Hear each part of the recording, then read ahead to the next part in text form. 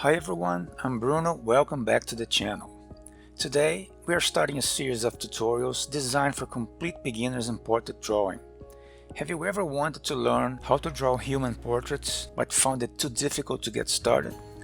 You're not alone, and this video is for you. This technique was designed to make the process approachable and enjoyable. With that in mind, I have prepared an image of a front-facing portrait of a female model, complete with the main outlines laid over a grid. This grid feature will assist you in establishing the foundational lines of your drawing, ensuring precise shapes and proportions in your final piece. You can find a link to download and print this image in the video description if you'd like to follow along. Just one last comment before we get started. The continuation of this tutorial series depends on audience engagement. If you're interested in following along, please like this video and subscribe to the channel. These videos and downloadable resources are completely free of charge and require significant time and effort to create. All we ask in return is this simple act of support. So thank you for your audience and let's get started.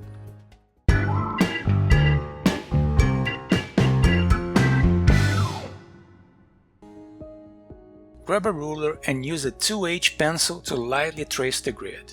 Make sure to use very light strokes to make erasing the lines easier later on.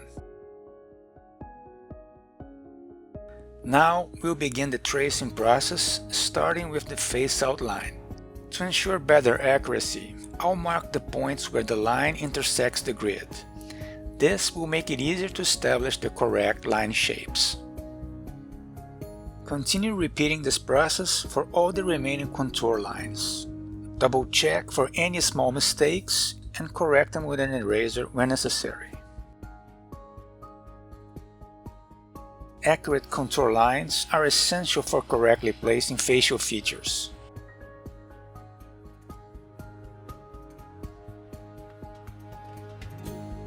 Now let's move on to the facial features, starting with the mouth.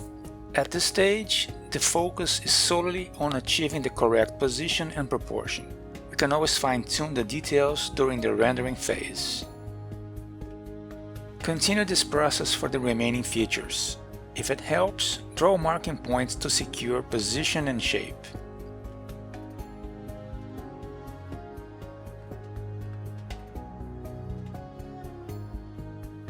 Complete the tracing process by correcting any small mistakes as needed.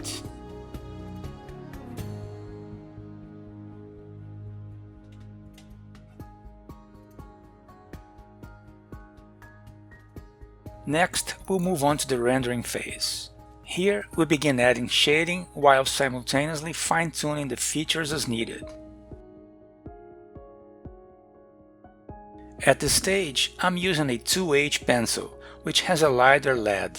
However, I'll switch between different pencil grades as needed based on the light values and shading requirements.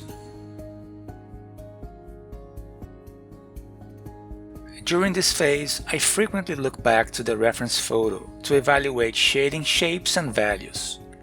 There is no specific order of operations. Instead, I choose my next steps based on the foundation already established in the drawing.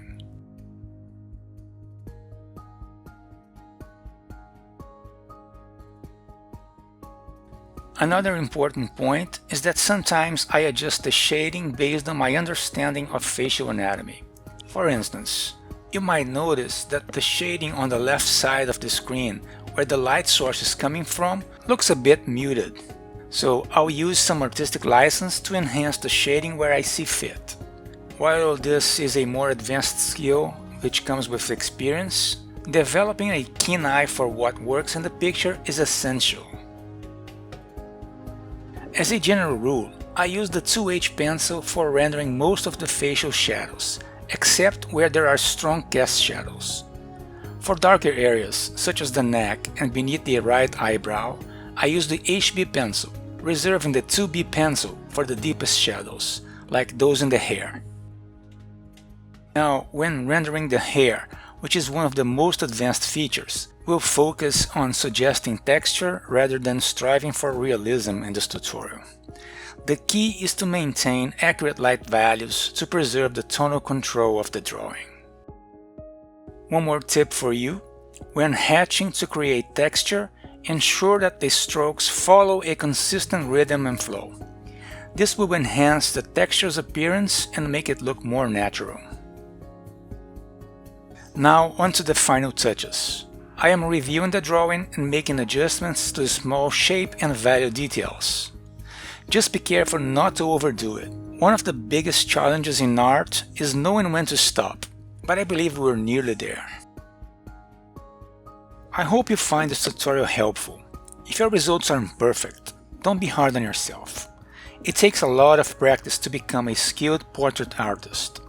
But don't worry, we're here to help and we'll be publishing many more tutorials like this. Please don't forget to like the video and subscribe to the channel if you haven't already.